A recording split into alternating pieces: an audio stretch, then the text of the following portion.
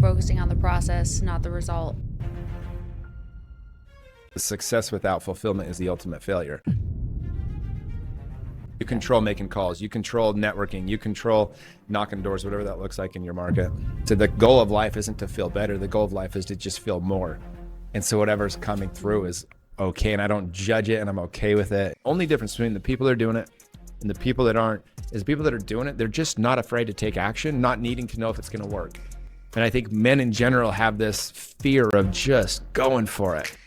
I'm so excited to have you on my show. Thanks so much for coming out to Arizona, and I can't wait to learn more about you. Yeah, let's get into it. I love it. Thanks for having me. So I'm sitting here with Jimmy Rex. If you don't know him, he's just awesome, and we share a lot of similarities from our childhood and a lot of what drove us early on. And he now is a best-selling author. He's a speaker, and then you also run a men's group and community called We Are the They. And so a little bit about his past, and I'll let you kind of share the story. But starting off with feeling unworthy and just not feeling like good enough, and you always had to measure up to some invisible standard of perfection that is obviously impossible to achieve. So, and now you are all about connection and all about community and all about authenticity, vulnerability, and integrity, and specialize in creating that feeling and that community for men.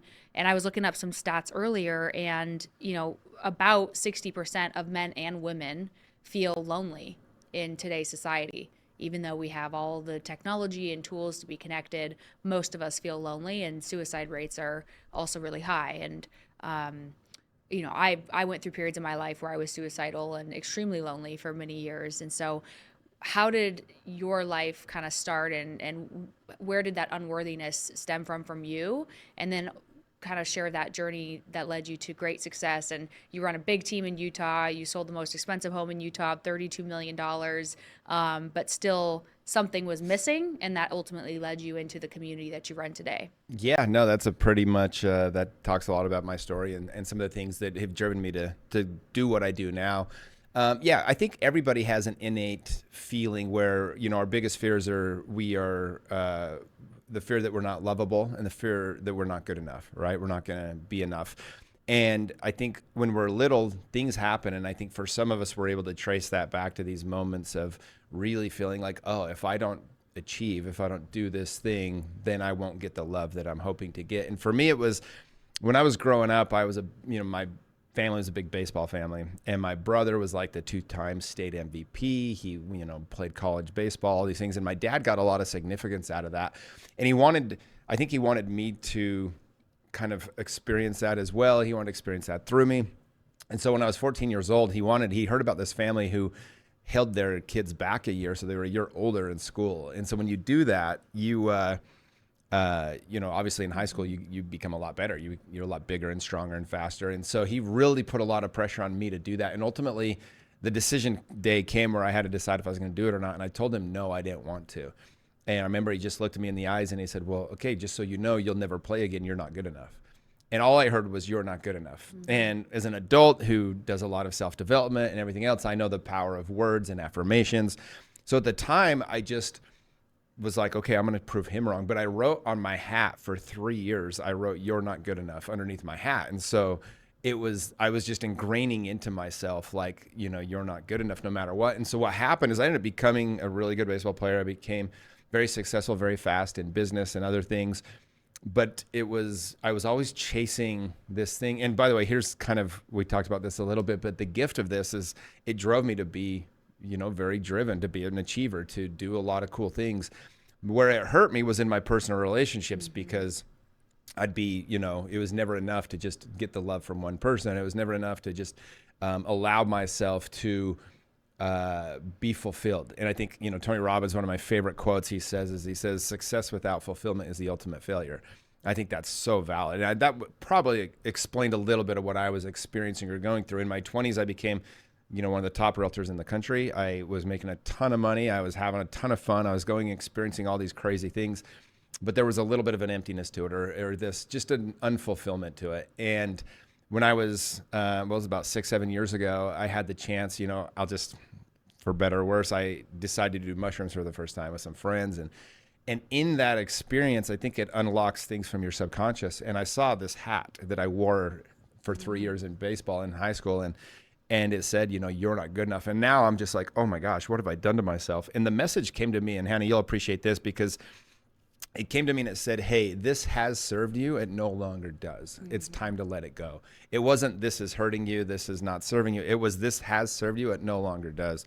And so in that moment, I just kind of realized, like, oh my gosh, I don't have to prove myself. I don't have to need everybody to love me. I used to go to a party, and I'd go to every single person. Made me a great realtor, but I'd go to every single person and try to have a conversation, try to make sure that we were friends or whatever else. And this neediness, this need to get validated and all this really drove a lot of my decision making. And in that moment, I was able to just kind of release it. And so it was really beautiful. So since then, it wasn't too long after that, I started realizing, like, oh, I don't know if this real estate thing is like what I really want to do anymore. You mentioned in the intro that I sold the most expensive home ever in Utah at that time. It was $32.5 million. And when that happened, I just knew there was something more I wanted to do. I wanted to use these skills and this knowledge that I'd accumulated. And kind of part of the gift, again, of feeling like you're not good enough, is I always felt like I was the problem. So I was hell bent on fixing it. So I hired every coach. I went to every mastermind. I went to every event, read 400, 500 books on self-development, hired a bunch of coaches.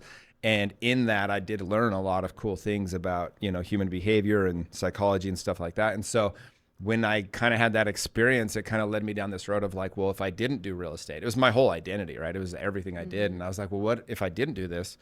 What actually could I do to help people?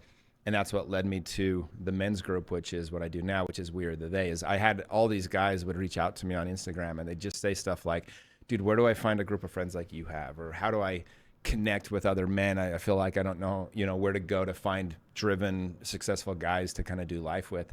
And so that's where I kind of realized, oh, you're most qualified to help the person you once were. And this was a gift that I had. And so, yeah, I started this men's group 3.5 years ago and have had the chance now to coach almost 1,000 different men. Wow, that is so cool. And then you guys do a combination of like retreats, and then you do one-on-one coaching, and then you have a community aspect as well, right? Correct. Yeah, it's I try to put the main group is my leadership group. We put them in pockets of 50. And this was just my experience of going to all these other masterminds. I realized anytime it was over 50, it was hard to connect. Anything smaller, it felt like you were giving too much of your time to like a small group of people. And so 50 became that number where I said, if I get 50 guys together for a 2-year program, and yeah, we jump off cliffs, we go swim with tiger sharks, we go run with the bulls, we've been to Africa and Iceland, and we just do a lot of crazy fun adventures. And I've got a group coming to Arizona next month. We're going skydiving, and we're going to put them through this challenge called the Muskogee Challenge, where it's one day that's so difficult that all your other days are easy in comparison. It's something I picked up from Bedros Keuilian and Jesse Itzler. And we're going to kick their butts for like 12 hours straight. And you go through these things together, you form a special bond. Yeah. But it also has a very spiritual element, and it has a lot of emotional stuff that we go through. And so it's been really cool to be able to do all this stuff. And so those groups of 50, they get together every couple months in person. We have our weekly calls, and then we do these big adventure trips as well. So the combination of all of it is really what makes it so why it works so well. That's awesome. I know I definitely have struggled with relationships, both like, spousal or what, I don't know, dating, I guess you would call it. Romantic Yeah, relationships. romantic, thank you. Romantic relation. That's how good I am at relationships. I don't even know what to call it. And then also friendships, and especially being a very highly driven overachiever type that's so like, I have to get better, I have to get better, I have to prove myself, I have to do this, and then feeling like you're on your own and somebody's not there to save you, right? Like nobody's coming, my destiny's up to me, and I need to please people, and it's all on me. It was always very hard for me to connect with people, and I always kind of felt alone in a crowded room, and that I was just not like anybody else, and that nobody understood me. And it was a very, very lonely place. And in that darkness, like, to be alone is so dark. And it created also a codependency in me of, I need affection and love from like men or a man or something like that, because I wasn't getting it from my family or my father or my brothers, or I didn't have strong female friendships either. And early on in life, the female friends that I had abandon me. You know, I would do something to annoy them, or they would get jealous that I hung out with another girl or something. And so it was always hard for me to connect. So what was that experience like for you growing up? Were you like very much did you struggle with anxiety and depression and things like that, or were you just kind of focused, and were you did you have a bunch of friends? Yeah, no, so I always would struggle with the romantic relationships in the sense that, like, I'll give you an example. I've been on over 1,000 first dates, to give you an idea. Wow. Like, for me, it was this chase, and I was always was, I was doing anything to avoid the intimacy of a real relationship. So I would start a lot of relationships, but the second it started getting, where you got to take your mask off and you got to be vulnerable, I was out, right? And Mm-hmm. so I would find ways to push them away. And I remember one time this girl I had a huge crush on, and that morning I took a different girl to the BYU football game, posted a picture on Facebook. That night took her to the rodeo and posted another picture with her on Facebook. Like, it's I look back now and I'm like, oh my gosh, what was I doing? Like, and I really liked that other girl, the second one. And it was like, so I was just terrible at being able to show somebody my affection, to put my walls down, to be able to trust the feminine wouldn't hurt me. And so what I did is, what a lot of people do is they find ways to distract themselves. So for me, it was work. It was hanging out with my buddies. It was, sports, travel. I've been to 114 countries. I've been to about every major sporting event you can go to. And what I just didn't give myself space for was to be able to sit with myself. And I think the thing that I learned over the last several years, really diving into this, is the power of just loving being with yourself and being and doing nothing. And that's what I couldn't do. I couldn't hold still for 2 seconds. So every night I was out doing something. I was throwing parties all the time. I was attending every networking event. That's how I became the number one realtor. I just knew everyone. And it's because I didn't want to sit with my own feelings. I didn't want to sit with some of these uncomfortable things that would come up for myself. And so what I had to work through is, a little bit different. I actually was a happy kid. It was fun. I was having a blast, but none of it was really fulfilling. It's like a bucket with holes in it, right? Mm-hmm. And so you're constantly pouring in, and thank God I was good at doing that. But it gets to a point where you get kind of exhausted, and you get to this point where you're like, oh, I'd really like to just be okay with not needing to prove myself, not needing to be successful, to feel like I'm worthy of love. And so, yeah, that was the thing that I had to shift the most around. What was the most pivotal moment in your life that was a rock bottom for you, or something that happened that shifted you from just driving for more money, success, worthiness to connection and love? Yeah, I think it was a process watching my friends, some of my best friends, go through their own hell and kind of how they had to work through some things. And then, um, I was very observant always. And so I was always watching other people, but I watched a couple buddies almost blow up their families and make some really bad decisions. And there was a couple pivotal moments. One was, I was with a buddy one night. We were all hanging out, and he came clean to his wife that he'd been cheating on her. And she had a nervous breakdown. And I remember in the middle of her breaking down and crying, she looked at me and she's like, just stopped stone cold. And she's like, Jimmy, for the sake of your future spouse, quit objectifying women. And went right back to this breakdown. I'm like, oh shit, like that was pretty intense. And that was one. Watching, I had these moments where I got to watch that same friend call this other friend into integrity. It became the greatest hour of my life. It was like this dude was about to ruin his whole life, and this dude just knew every thought he had, everything he was experiencing, and he called him to be better. And I remember thinking, like, holy cow, I want to do that for other men. And that became a real impetus for my program. It was just this ability to love somebody that way. Because usually what we think like buddies do, and I've unfortunately been this friend in other parts of my life, but you see a friend of yours go off with some other girl and he's married or something, and you don't stop him, and you just allow your friend to ruin his own life. And like, I look back at a couple of those situations where I saw that and I didn't do anything, and those friends sure enough ruin their life and they're miserable and everything else. And it's like watching a friend call a friend to integrity instead, and being like, dude, I love you enough to have a tough conversation right now, and you're going to go through some hell now, and you're going to talk to your wife, but we're going to stand by you every step of the way. I think watching those experiences and seeing how much joy that brought, that's what got me like, okay, there's a lifestyle that I want to live. That's how I want to make a difference in the world, is I want to help men experience this moment. And there's another experience I had. I went to Pelican Bay Prison. It's like the worst of the worst. If you remember the movie Training Day, he says, I'll send you to Pelican Bay. It's like, Anyway, long story short, I had the chance to go out there with like 30 other entrepreneurs, and we were going to go teach the inmates, these dudes on death row in for murder and stuff. And so we go out there. I remember like so nervous because I'm like, are they behind the cages and stuff? They're like, no, they're in the open room. And so we come in, and I'm so nervous.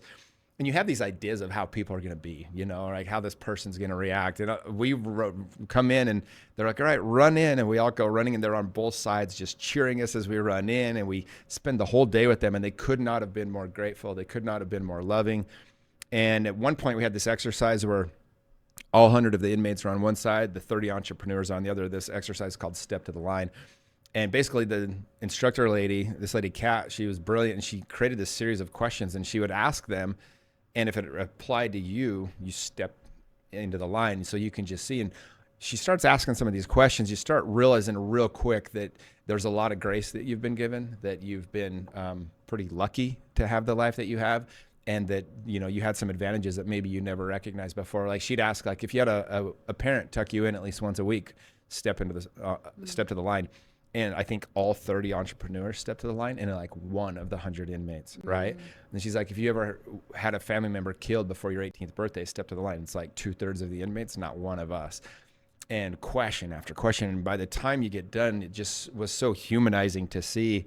That changed me, and realized like, wow, like there's some things here that maybe I've missed. And so I had 10 or 11, 15, these magical little moments of my life that kind of all one by one were changing me. But I think it more than any one moment, it's just these different experiences, one after another like this, where you really got to see life a different way. And my travels, I think, helped a lot with that too, because my whole life I was raised in a specific religion. It was pretty strict. And then all of a sudden you travel and you start meeting these amazing people, and maybe their morals don't fit what you think they should be, but they're some of the nicest, kindest humans you've ever met. And all of a sudden you're like, maybe there's some things I'm missing here. And I just got really introspective about what I believed and what I didn't. And so it was all a beautiful mess. Right.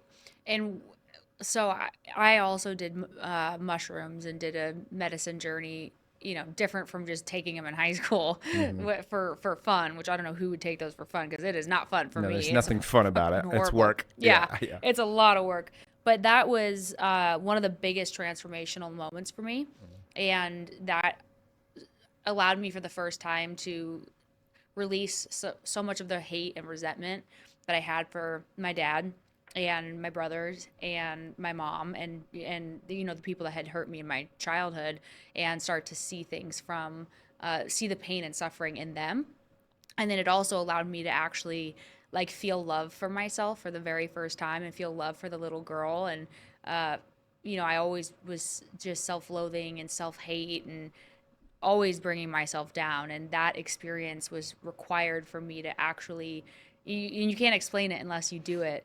But when did you have that experience? At what point in your life? And it sounds like that was a pretty big transformation for you Yeah, as that well. first night, I mean, when I saw my hat and realized what I'd been, and it was just this transformation. And then I had a really healing moment with my dad. But it was December 7th, 2018. I literally have it tattooed on my finger, Wow. because it was the most profound experience, that first journey. And I don't even like to talk about that stuff anymore, because I don't think it's like for everybody. But I also wouldn't be doing justice to my own experience if I didn't share it. Like, it was that profound to help me. And so, it's just one of those things that I just know, like, people that are part of the self-development community, if you're really working to improve yourself every day, eventually it's going to lead you to there, because there's places you can't go without it, right? But for me, it was just profound. And I learned to love myself. I remember, in a journey experience where I was like, I went in with the intent of like, okay, what part of you don't you love, Jimmy? And I could tell there was just like a piece missing. And in that experience, I got the message. And the part of me that I didn't want to love was the part of me that was weak. I'd always kind of despised weak people. Like, get your shit together, like, suck it up. Like, I was definitely that guy. And in that experience, I realized that I hated the part of me that was weak. And I never wanted to look at it. I never wanted to admit it. I wouldn't allow myself before then to be sad or tired or depressed or lonely. Any of those feelings, if they came up, I was very good at being able to push them down, right? And helped me be productive, but it didn't help me to heal myself. And so in that moment, I kind of just sat with myself for hours and just cried and just allowed myself to experience all that. And so now anytime feelings come up, I put this in my book. I said, the goal of life isn't to feel better. The goal of life is to just feel more. And so whatever's coming through is okay. And I don't judge it, and I'm okay with it. And actually can appreciate these moments of weakness where I have to go, oh, this isn't good. But being able to sit with that, I think it works through you pretty quickly. And overall, you end up much happier. Did you start working with Ed Milet after that experience happened? Yes, I started working with Ed about 3 years ago. So I have this theory in life that, like, if we can find, well, okay, so there's a formula for change. I teach this to my guys. And I'll say this real quick because the fifth part is why I reached out to Ed. But number one is you have to kind of just basically take a moral stand. Like, what do I stand for? What's right? What's wrong? You have to really, look at yourself and ask that question of, like, what do you believe in? The second one is to make changes. You have to figure out, all right, what do I need to stop doing? What do I need to start doing? The third piece is accountability. Have somebody that will hold you accountable, which a coach can do, or a group or whatever. The fourth one is support. You have to do it through community. It's very hard to make change on your own. And then the fifth one is to find a mentor.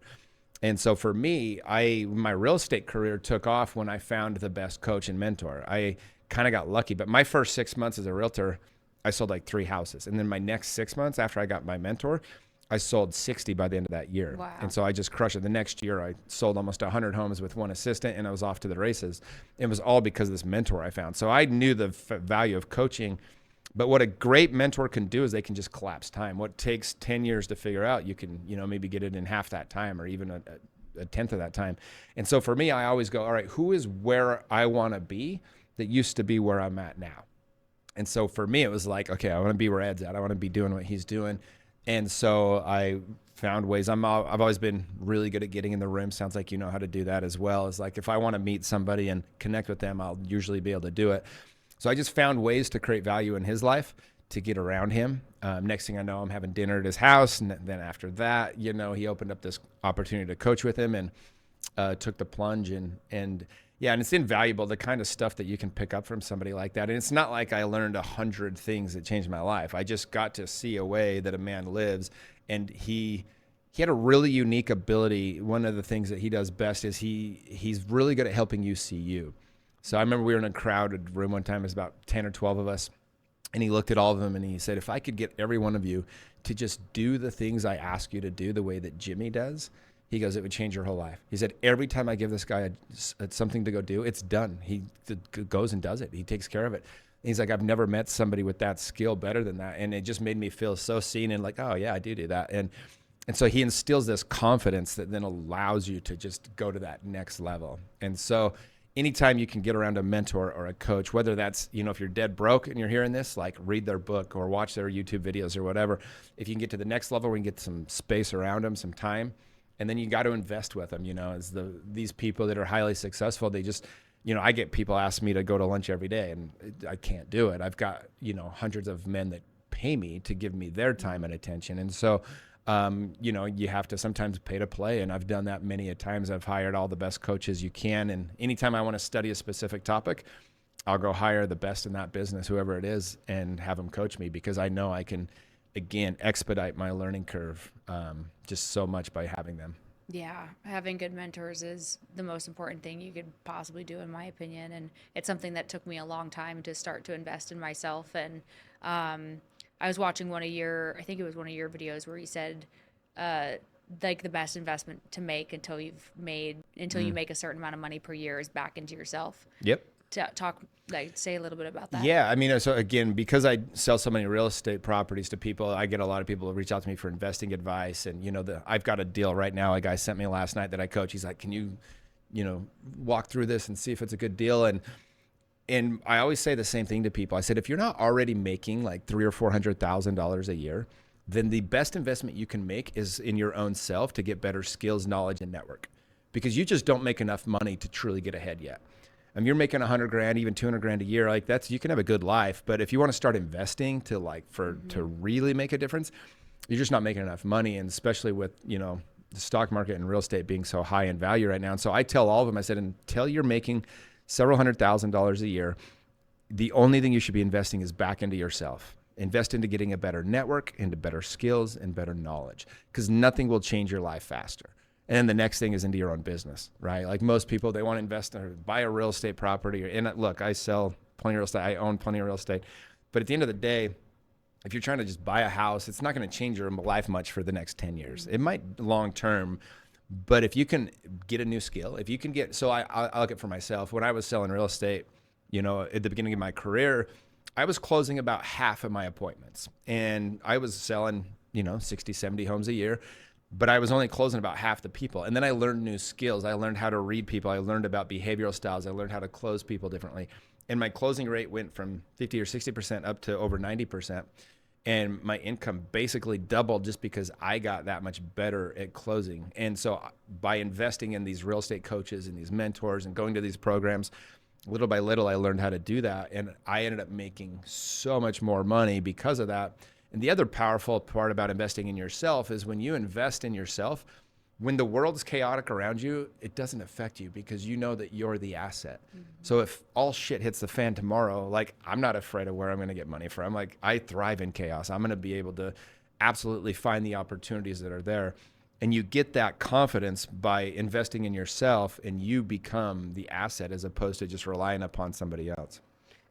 This is a little bit of a segue, but for real estate agents, I own a real estate brokerage. I'm a real estate agent, commercial and residential sales. And what would you recommend for them? Because it's a hard market right now. A lot of real estate agents are suffering, and a lot of real estate investors are struggling too. But where did you go? What do you think is the best thing for them to really learn how to get their closing ratios up and build those better relationships? Yeah, I mean, there's different coaches you can hire and mentors. And I would find the person. So what I did, I said, all right, who's the best in the country at this? Who's literally the best realtors in the country? And so I went and I shadowed a bunch of them. I went to San Diego and Texas, and I would go and hang out with these realtors, and they would share their whole thing with me because I wasn't a threat. I was in Utah. And I just said, hey, I want to come shadow you for a day or two. And I remember I ended up copying the system, this entire system of this agent in San Diego. I'd met him at this top performer event.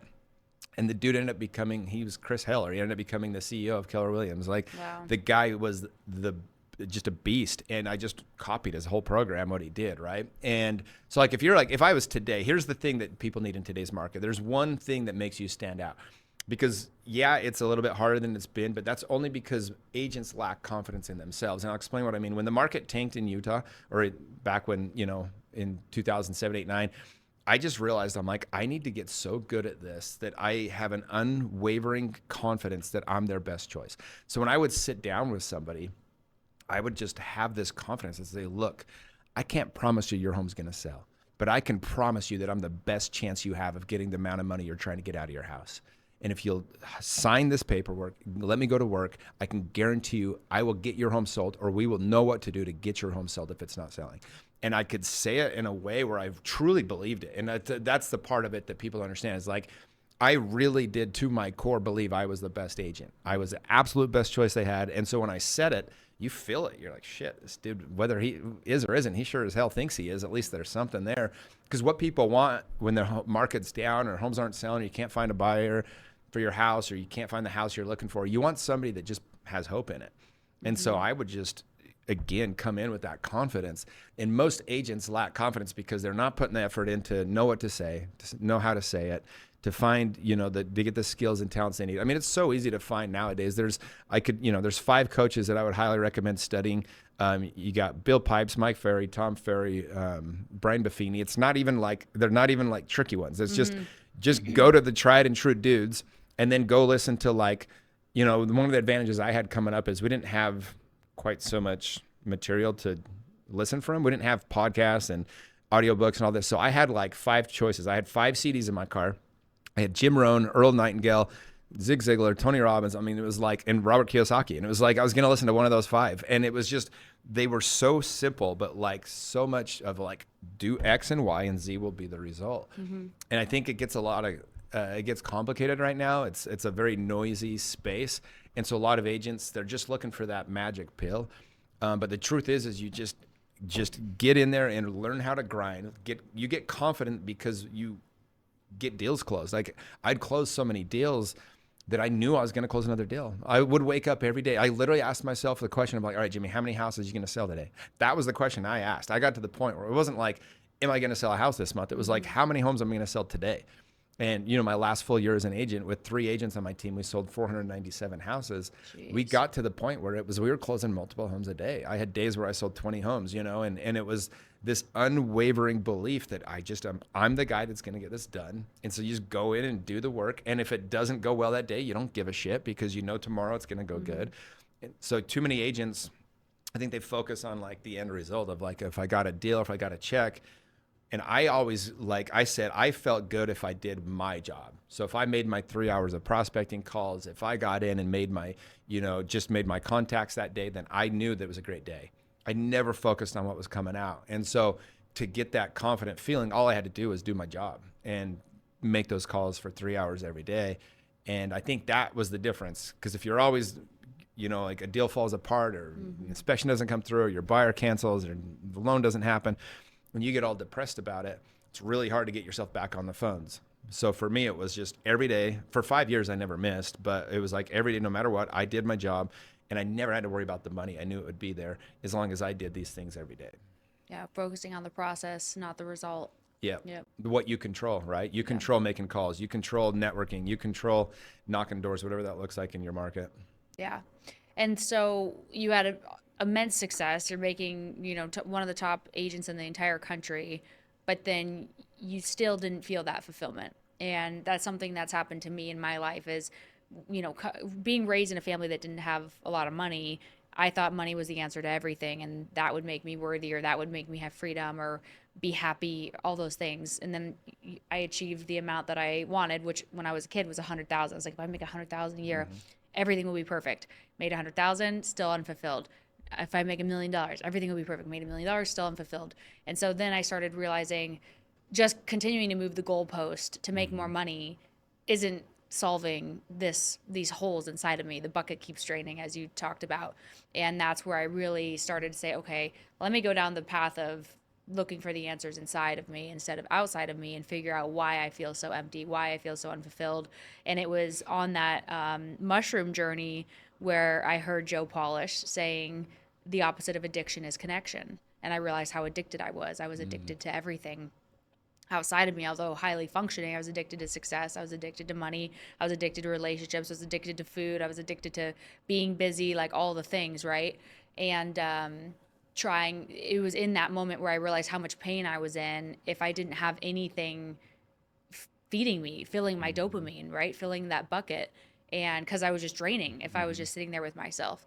And so, why do you think so many people, despite, especially, men, which I think nowadays women are starting to take the lead, or at least come up as equals in the world of success and entrepreneurship and wealth and things like that, why do you think so many people are so unfulfilled despite their achievements or their success or their beauty or their looks or all of these things? Yeah, it's hard.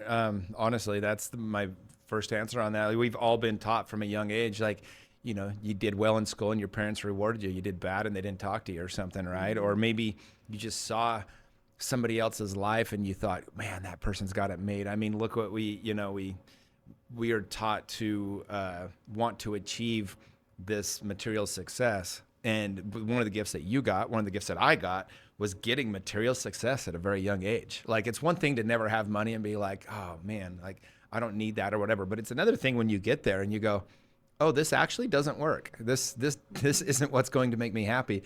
And you can buy a new car and 3 days later it's just a car in your garage. You really can. Like, there's a few things, one thing that kind of helped me start to is the more I got connected. The first time I took my mask off, I remember, and got vulnerable. And I remember thinking, man, if they knew who I was, they would not love me. And that's, by the way, that's the number one sentiment I get from the guys that join my program. If they knew who I really was, they wouldn't love me. And when they're able to take that mask off, so I go through this whole weekend with them where they're able to do that, and they get seen in that space and they get loved in that space, then a lot of them for the first time are feeling loved. Because when we wear the mask, the problem is we know the people only love in the version of them we're showing. And so we don't trust the love even when we get it. And so when you can take that down and you can, like, all of a sudden you're like, oh, then all of a sudden material success can be fun, because you're like, wait, I can do so much good with this. I can actually connect more. And, I just bought my new house. A month ago, I closed on it, and It's almost a full acre. It's already got tennis courts and pickleball courts and putting in a pool.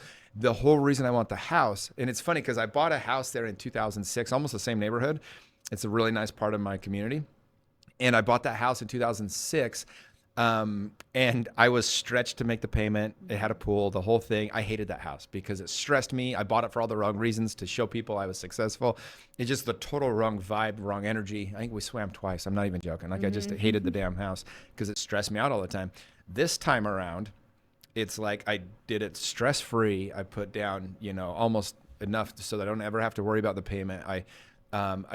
I'm buying it with this sole purpose of making it a place where families and people can come gather. And all the guys I coach, once a week, we'll have a family night, and then we'll have a barbecue, and they bring their kids. And it's the energy of which I've done it this time is all for connection instead of trying to get significance.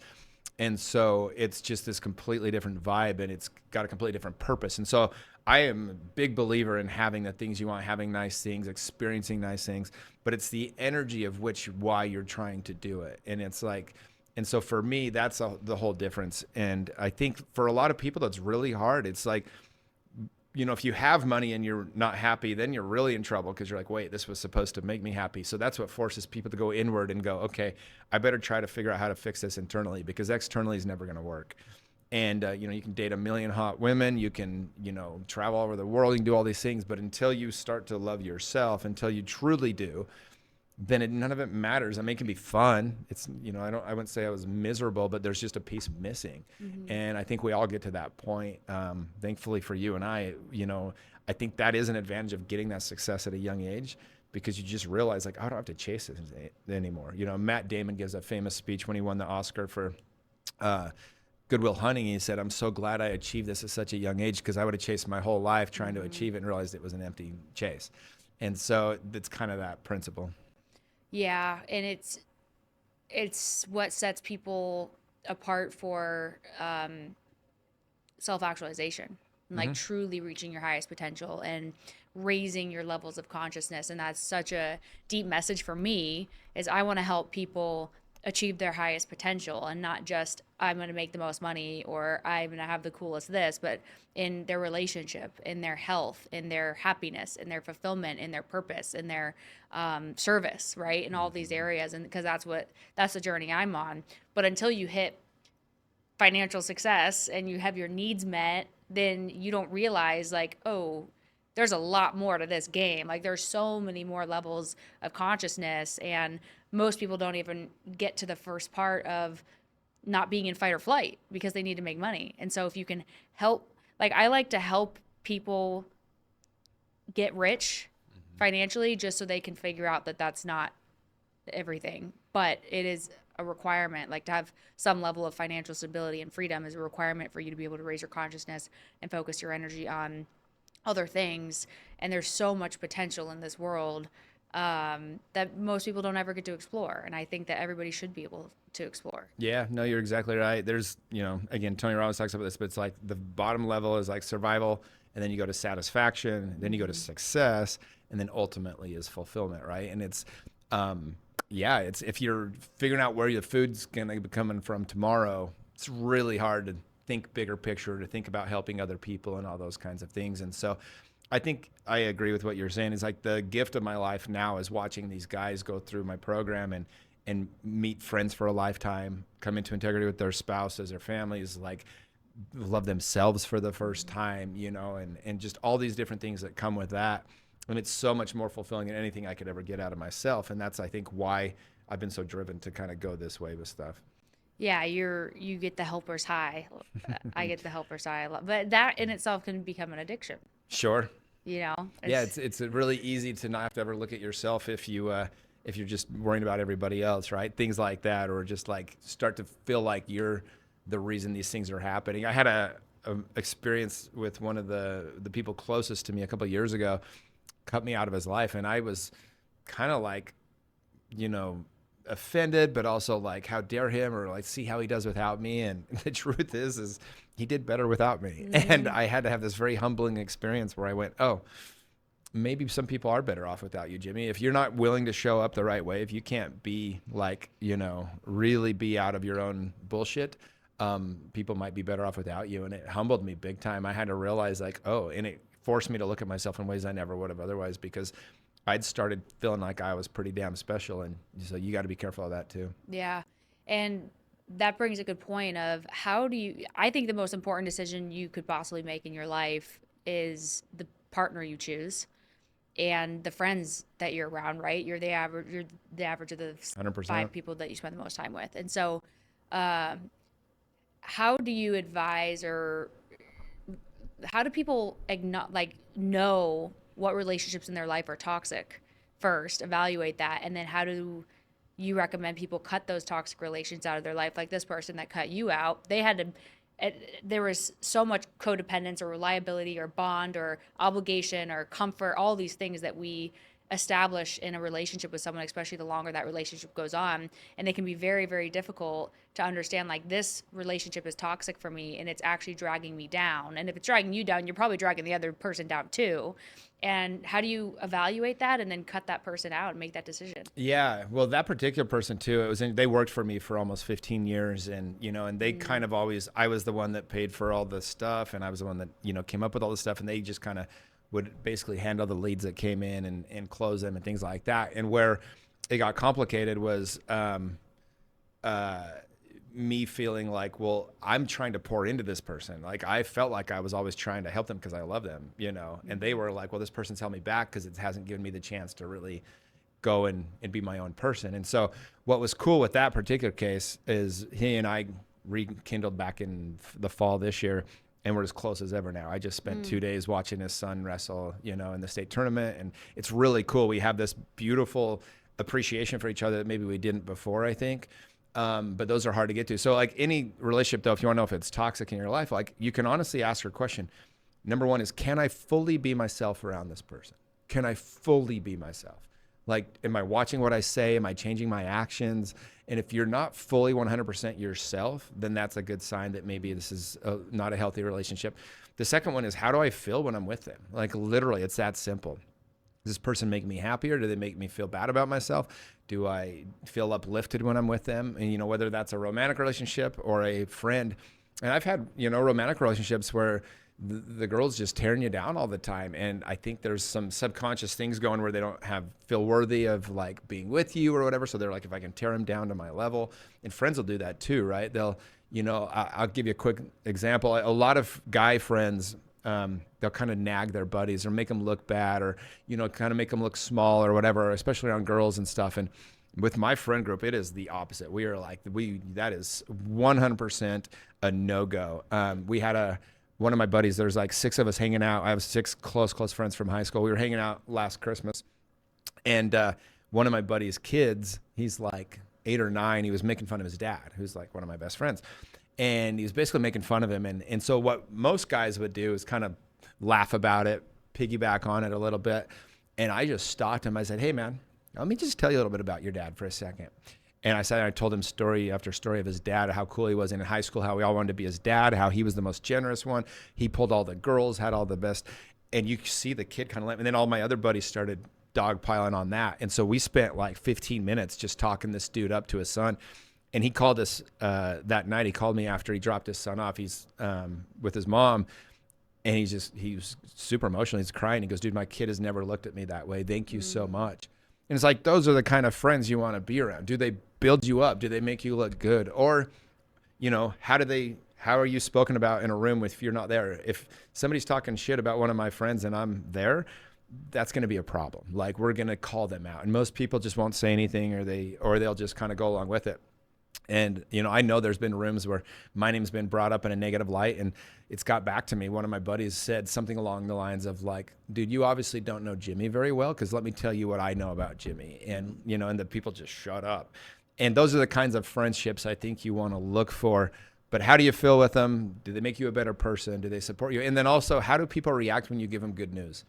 Like, if people are truly happy for you, my friends, I got a buddy one of my best friends called me the other day, and he's like, dude, I invested in this thing a couple of years ago. Remember this thing I invested in? It was put like $200,000 into it. He's like, bro, it's worth like $3 million now. And we're just celebrating. We're talking about it. We're laughing our asses off. And it was awesome. And it was like he knew he could call me and that would be celebrated. Whereas a lot of people might be like, whoa, why didn't you tell me about it? Or wait, what? Like, what is this? And it was just pure love, love for this guy. And I'm so happy that his life will be a little bit better now. And so that's the main things I could tell you that you should look for in your relationships. And what do you recommend for people who are afraid to cut relationships out of their life, whether it's their romantic relationship or a friendship? Like, how do they take that leap of faith? Yeah, it's well, if you don't replace it with something, you're going to fill that vacancy or that void, and it's gonna be really hard not to go want to fill it up again, even with the toxic person. Our brains are hardwired to keep us safe.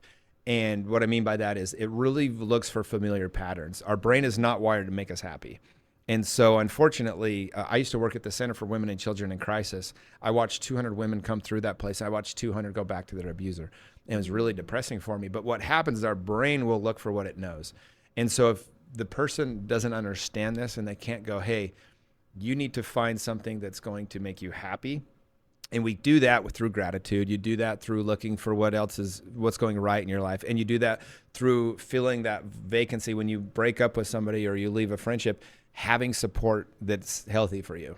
It doesn't necessarily mean running the next romantic partner, but you have friends that are truly supportive and that aren't toxic and that like make you feel loved. And then also the ultimate is to be able to just love yourself and be able to give that to yourself.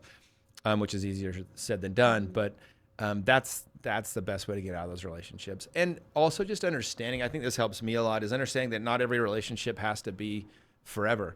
Like quit giving this expectation that some friendships or some relationships are just for a season. And I've had friends that were like, I love them dearly and we'll never hang out again. Yeah. Like those friends, like I needed them at that point, they needed me. But it's okay also to recognize that, like, you know what, I moved on past that friendship. I'm not better than them. It's just I'm in a different place. They're in a different place now. And so I think just having that understanding that not everything needs to be forever helps you get out of those places. Yeah, my friend yesterday told me she's my best friend. She said she was feeling sad because her and her boyfriend recently broke up and she was going to be alone on Valentine's Day. And I sent her flowers and a love note and called her and just like being that support. And it's so important, but it is hard. She's my best friend and one of my only true friends. I've got a handful of great women in my life, but how do you make friends as an adult? So by the way, I talk about this in my book, Mel Robbins' new book, Let Them. She talks about chapters 11, 12, 13. She talks about how to make friends as an adult. So I would recommend going and reading my book on friendship and then also reading Mel's. It's interesting because when we're little, society, one of the most important things for making friendships is proximity. And the problem we have as adults is it's not set up for us. Like when you're a kid, it's like you're going to school with the same kids, you're playing in sports teams, so you're just around each other. You're going to church together. But as an adult, you have to force those connections. You have to find them. And so honestly, the best thing you can do is find proximity to the type of people you want to be around. I had recently a buddy on my podcast. He ended up joining my men's group. And the whole reason that he ended up in my group is because he saw a picture of me and my friends on Facebook one day and said, I want to be in that friend group. And then he found ways to get around us. He tells the story. It's hilarious. I was doing real estate full time, so he kept calling me to buy a house, but he realized very quickly that I was serious about it. And so I was just dog hounding him for like lead follow up. So then he called my other buddy that was in the photo who did car washes, and he went and started getting his car washed with him and then became friends. And that dude today is a close friend of ours. He just went through my program for 2.5 years. In fact, we're all going, me and him are the groomsmen for the dude that does the car washes. He's getting married next month. We're all going to Cabo for his bachelor party. And the point is like, he found proximity though. You got to get around people. And so that's why with what I do now with We Are the They, it's pretty easy to get around other like-minded people that are driven, people that sign up and go, I want to be a good friend. I want to, improve my life. And that's why it's worked so well. Like last week was waste management down here. There was 5 guys that from my group that came down with their spouses together. And one of the guys, he'd never had a close friend in his life. He was like, before the program, he gave this full 30-minute speech that's on my website about it. But what you need to do to find good friends is you got to find people that have that same like direction you're going, right? It doesn't matter where they've been. It matters where they want to go. And then you've got to be like-minded and just Unfortunately, as adults, you have to force the activity. So you either have to join a group or a situation where stuff's just going to be happening. And that's the beauty of We're the They, for example, is it's just forced on you. Every single 3 months, we're getting together for 3 days. We're going to be on a call every week. We're going to be doing these things together. You can't help but become friends with these people. Yeah. Whereas a normal situation, you either have to be the one inviting. And people always want to say, like, I just want people to invite me to do this. It's like, they're not going to probably. So you've got to be willing to just put yourself out there. Just like go out there. And I always say, whatever you want more of, give it away. So if you want to have a lot of friends, be a great friend. It's really hard not to like someone that keeps making your life better. So if there's someone at your office that you really want to be friends with, start doing little things for them. And they'll be like, damn, I really like this person. And then all of a sudden you'll become friends. But you've got to, again, whatever you want more, give away. So if you want to be a good friend, or if you want to have good friends, be a good friend. Yeah, I think joining the communities is the biggest hack for personal like connection, relationships, business, growth, personal development. I mean, I just started joining masterminds and different groups probably about a year ago, where I really started to write the checks and get into the groups that were the people that I wanted to be like, or the people that were already like me. And that's where almost all of my friends, like my strongest relationships with people I would call family today, are through those connections and through those masterminds, because those are, and some of them you join and you're like, oh, this isn't really my vibe, right? Like there's great people, but not really for me. And then like I joined Genius Network. I'm like, oh, every person in here is my person, and this is my family, and this is my home, and it's priceless. It's absolutely priceless. And yeah, I mean, it's hard because Mel Robbins talks about that. It's proximity is number one, but it's not just proximity, because people that are around your coworkers, this person just had a baby, you're single going out with your friends, or this person's a grandmother. And so you have to be at similar phases in your life and wanting the same thing, like you said. And so that's what's so nice about the communities or the masterminds that are really aligned with your core values, your vision, your mission, and the things that are important to you. And it's so important. And people, spend a lot of money to have that connection, but that connection is what it's all about. Yeah, and and people say, well, why do you pay to have friends? It's like, it's not that like that at all. Is somebody has to put this thing together. And so if I can get access to that, and the only way to have a barrier of entry is you do have to pay to play sometimes. So for example, like I used to joke around, I'd never join a club that would take me as a member. And the joke is like, I don't want to join the mastermind that's $200 a month or $100 a month, because I'm going to be around a bunch of people that can afford a mastermind that's $100 a month. And there's just, as much as like where I'm at in life, we're just not going to be on the same things, right? So I've paid, I joined the 100 million mastermind. I came down here to do a podcast with Cody Sperber, and he's like, bro, you need to join this. And it was $100,000. But I just sold that big expensive house where I made my, big commission. So I had the extra money. So I said, you know what, I'm going to do it. And in that one event, I became very close friends with 7 or 8 guys that changed my whole life. Pace Morby and Dan Fleischman, and I met Ed Milet through that. All these different guys that really have been able to help me just help so many other people in my life. And so you do have to sometimes just take a chance on, you know what, I'm going to put myself in a new room. I'm going to put myself in a place where everyone there is going to inspire me somehow. And when you're around that many inspiring people, you can't help but be inspired. Yeah, I'm in Genius. That's $100,000 too, and it's the best group of people I've ever been around. They're just amazing. There's something people. To be said about somebody that's willing to invest in themselves like that. Yeah, and then you really like take it seriously, and you really are out there to like help each other, get to know each other. And we were talking about it yesterday. We were in the mastermind, and Joe was talking about how you could say the same advice on a podcast for free, and someone listening to it isn't going to go implement it, but you charge them $50,000 in consulting, and they're going to go implement it, and it's going to change their life because they're invested and things like that. So it's so important to really have skin in the game in these things that you do, and that's how you actually get the most result out of it. And cheap things just aren't usually very valuable. But, yeah, that's true. Yeah. So relationships. I want to talk a little bit about relationships, because you're never been married. I've never been married. No. And no kids. No kids. Okay. And how old are you? I'm 43. 43. Okay. So I'm almost 29, and I've never been married, no kids. My parents had I wouldn't call it a happy marriage. And my siblings and I weren't exactly close. So I think there's a lot of that trauma I probably carry with me. I think you mentioned it as like the chip on the shoulder and not feeling worthy or loved served as a great advantage to becoming successful and to being driven and all those things. but it does hurt a lot in the relationship side of things. And I still to this day struggle immensely with relationships. And sometimes I think I have it figured out. And then I wake up one day and I'm like, I don't want to be with this person. And I break up with them or whatever. So, what does that journey look like for you? And why do you think so many driven and successful people struggle with relationships? And how can they work on that to Mm. actually like find love? Yeah, so there's a couple things. One is the same skill set that makes you very successful in business usually screws you over in personal relationships.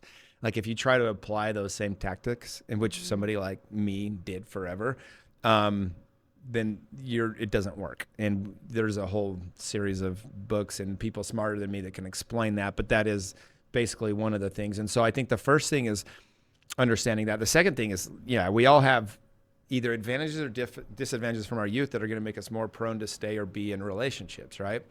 And I think for some of us, until we really excavate that part of us that is hurting us in our personal relationships, we'll just keep sabotaging our relationships or breaking up. Wake up one day, like you said, and you're like, yeah, I'm not going to be in this relationship. Um, and so I think it's important to try to like learn that about ourselves. Um, and then I just think like I went to a Tony Robbins event last year. It's his one event of the year. He does it every other year. It's like $80,000 for 1 week in Maui. It's all about relationships. And one of the most important things I learned, and I didn't really understand this until then, and it's going to sound stupid that I didn't know this, but I just never realized that they're actually probably pretty hard to be in a good relationship. Like you have to work really hard at it. Mm-hmm. And to me, it was always like, if I have to work this hard, it's not the right person. I'll just move on. That's what I always used to think until that. It's like I have my job right now. I believe it's my dream job. I truly wake up every day and I can't believe this is what I get to do for work and that I get the rewards of it that I do. But it's the hardest thing I've ever done. And I think a great marriage or a great relationship is very similar where it's not great because there's no problems. It's not great because it's super easy. It's great because you just are fully committed to the thing and you're investing in it and you're putting all this time and effort and energy into it.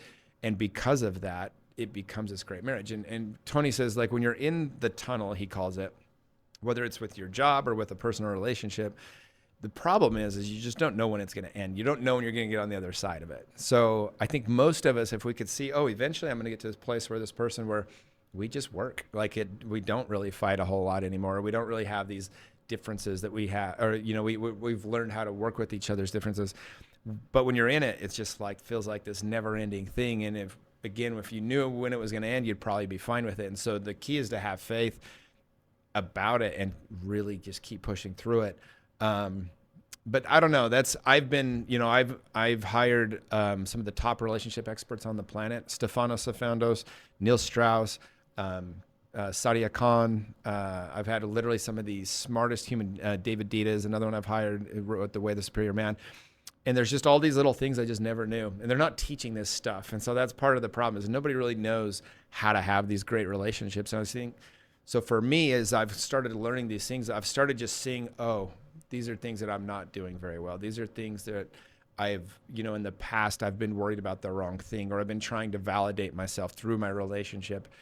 And so I think it's just learning as much as possible and then applying it when you get in the relationships and trying to, instead of trying to have a perfect relationship, like trying to see it as a really beautiful thing that you get to grow through. And I think that helps. That's what I'm currently doing. So. What do you think is the most challenging thing about being a man in today's society? Um, Men have been punished for doing the things that they should be rewarded for. And so so sometimes as a man, so for example, a healthy man is very in touch with both his masculine and his feminine. He's able to self-soothe. He's able to be a rock for the people in his life. But it's also been a problem for that man to be able to go and where does he get his support from? Who does he talk to? And in the past, these places didn't really exist very well. It's been very difficult for men to be able to open up and be vulnerable because you don't want to be vulnerable with your woman. Then you make her unsafe and you can't just go spill everything onto her. That's why you need strong male relationships to help each other. And so I think the hardest thing for men is that I think that I read recently on Twitter this week, 45% of young men 18 to 25 have never asked a girl out in person. 45%. they're terrified because of the Me Too movement. Men are, Chris Williamson said this on my podcast. He said men are being punished for the hierarchy or that used to be in existence with men. It's like it's never been better for women in the entire world than in 2025 in the United States of America. They've never had more opportunity, been more protected, been more safe. It doesn't mean it's perfect, but it's never been better if you compare it to any other time frame in any other civilization. But men are being treated, sometimes, and I think the pendulum's swinging. Hopefully, it seems like it. But think about that. Like, men are terrified to approach a woman in person. They don't want to look creepy. They don't want to end up on somebody's Instagram, like, look at this guy trying to hit on me, whatever, all these different things. And granted, there was like a lot of male behavior that needed to go away, that like from the past, that thankfully I think has been eradicated, a lot of that. I shared one on my podcast the other day.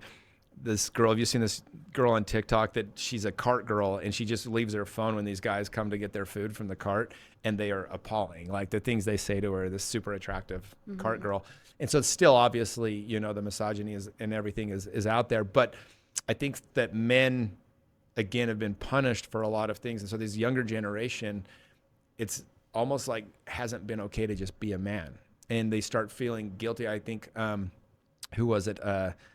Recently, Eric Weinstein on a podcast recently talked about how his son's 17 years old. Like, all these young men are going to the right politically because the left has demonized them for just being men. Like, it's made it wrong to be white, to be a man, to be straight, all these different things. And so they've really been sold this idea that like they're just hopeless and they're wrong about just existing. And so, with what's happened politically over the last 12 months, it's really shifted the pendulum back to this place that I think is more healthy now.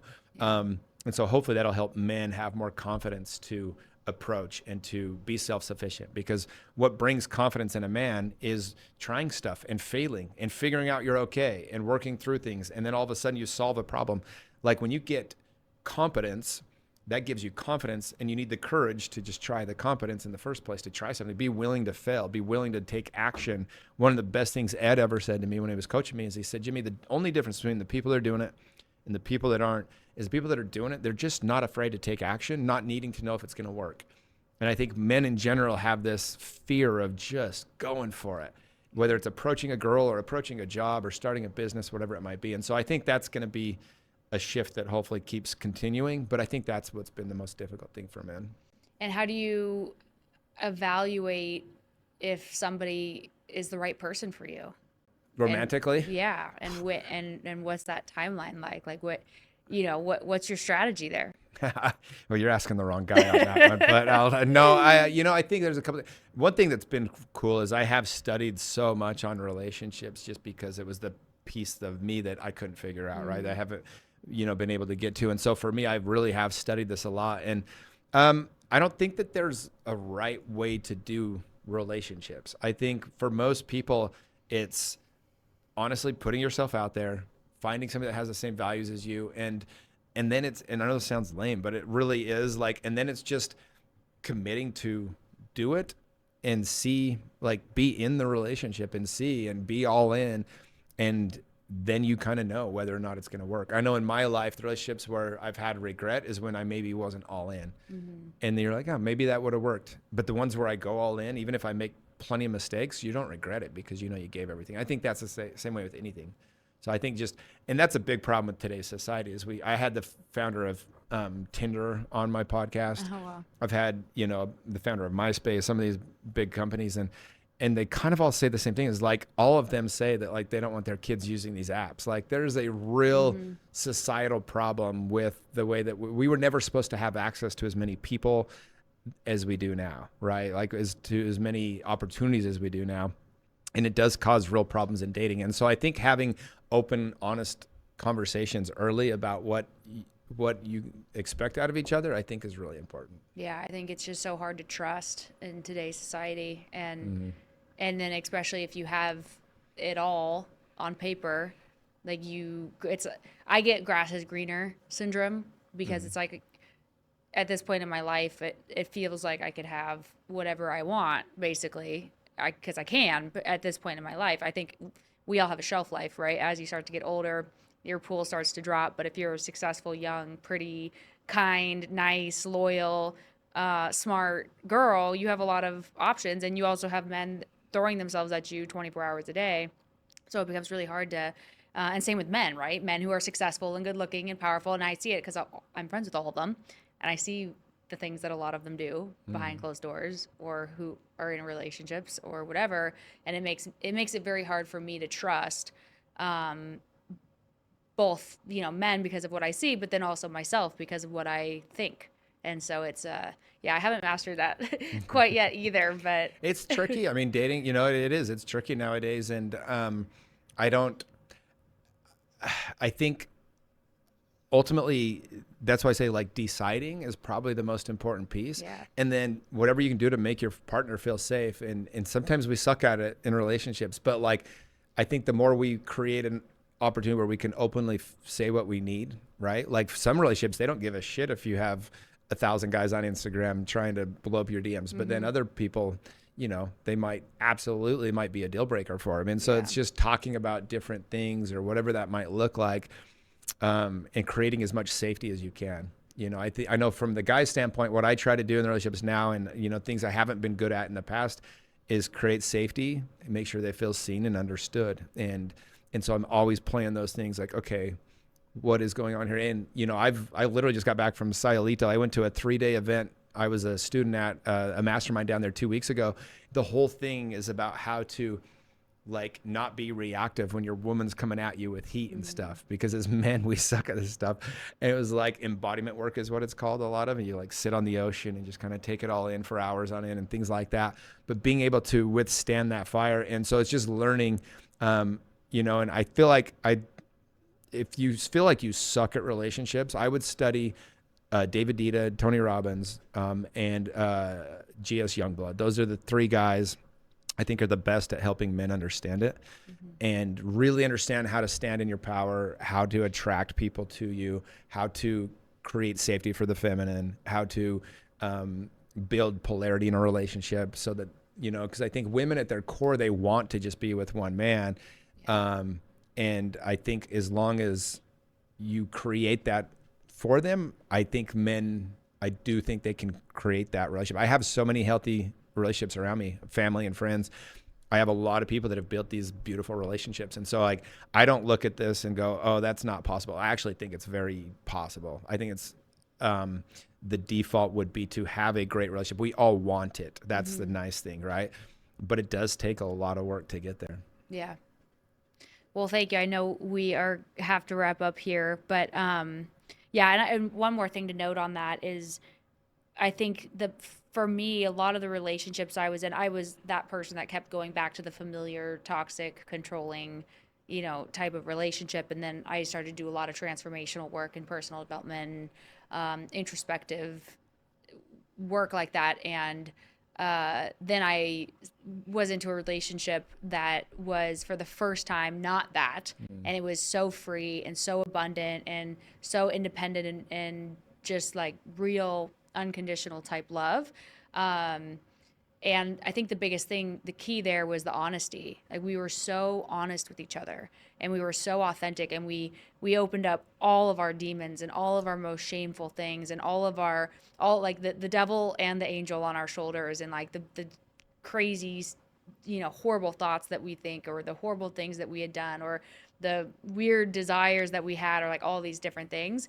And it was such a safe place to be able to take off that mask with your partner and to truly be free and authentic and be who you are. And I think because that's where it really comes from is it's not necessarily the act that hurts so bad that ends relationships, it's the betrayal. Mm. And once you break a promise or you lie or you deceive, then I don't think that that's something that you can really come back from because it's really hard to regain trust. So I think just honesty is the best you could possibly be and just be authentic. And if first you have to get honest with yourself, you have to take the mask off for yourself and learn to love yourself because it's going to be impossible to truly give or receive love from somebody if you can't give it or receive it from yourself first. Yeah, no, I agree 100%. I know every regret I've had in relationships is when you break trust somehow, Mm-hmm. right? And it's damn near impossible to get back fully. You can. I've seen it happen, but it's a lot harder trail to go down than just not breaking it in the first place. Yeah. But awesome. Last question. If you could go back and give advice to your younger self, what would it be? You know, the questions of one that the only thing that I would go tell my, because by the way, I believe that life is just a complete beautiful mess. And I Mm-hmm. want all of it. I want the good. I want the bad. I want all of it. And I wouldn't change anything in my life. I really wouldn't, because if I tried to make my life what it is today, I would have screwed it up. If I was purposely, had this Mm-hmm. all planned to get here, it just got here by its own, and I needed all the mistakes. So I wouldn't say anything to my younger self because I wouldn't want to screw that up. But I will say that I would go back and tell my younger self to not sell any of my real estate. Oh, That's the one yeah. thing I would say, because I sold a bunch of real estate I didn't need to, and it's I knew better and I sold it anyway, and so that's the one thing I'd say. But I wouldn't change anything. I really wouldn't. The end result is just like I've been able to have these within my program. I've had probably a couple dozen of these moments. It's just like you see a guy for the first time like open up and break down and feel loved in that space. Or I've had these moments where I just, without going into details on all of them, but like, and I call them these little picture perfect moments. And so whenever I have one, I try to really take it in, because what it helps me realize is no matter what I did in my past, all the bullshit, all the problems, all the errors I made, whatever, all of that was worth it, because it got to me this perfect moment today. And I've had so many of those now that like I know those would have never happened if I hadn't gone through this whole path that I did. And so I try to just pay attention to these moments in life where you're like, what a perfect freaking moment. And it just makes you so grateful for everything that's happened to get you there. Thank you. Thank you.